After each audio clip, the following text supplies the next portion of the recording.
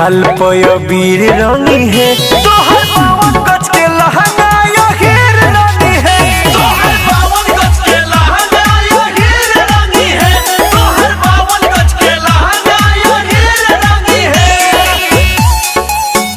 तोहर बावन गज के लहंगा या हीर रंगी है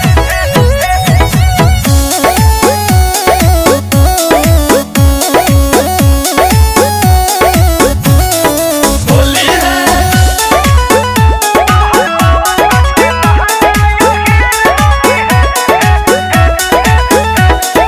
होली में गर्दा उड़ा दे हो लहंगा में दाब के मुआ दे हो होली में चोली नसर दे हो सौसे शरीरिया कचर दे हो हरे जा जा जा होने कहाँ जाए होली में गर्दा उड़ा दे हो लहंगा में दाब के मुआ दे हो होली में चोली नसर दे हो सौसे शरीरिया कचर दे हो के बोला ढोरी गहीर रंगी है गोरे गोरे घाल पय बीर रंगी है तोहर बावन गज के लहंगा या हीर रंगी है तोहर बावन गज के लहंगा या हीर रंगी है तोहर बावन गज के लहंगा या हीर रंगी है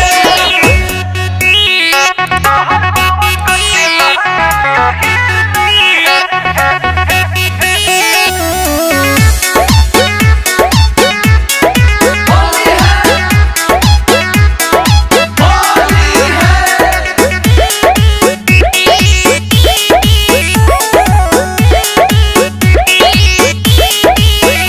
हरे टुन टुन सोनी पीछे हटा हो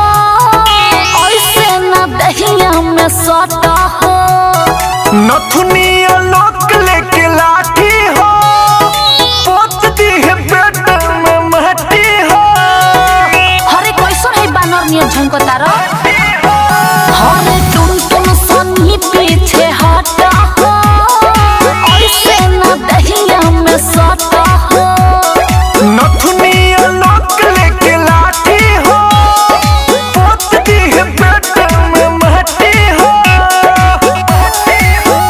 हमर कोरे चुनार रणधीर रंगी है बुझलो गोरे गोरे घाल पय बीर रंगी है तोहर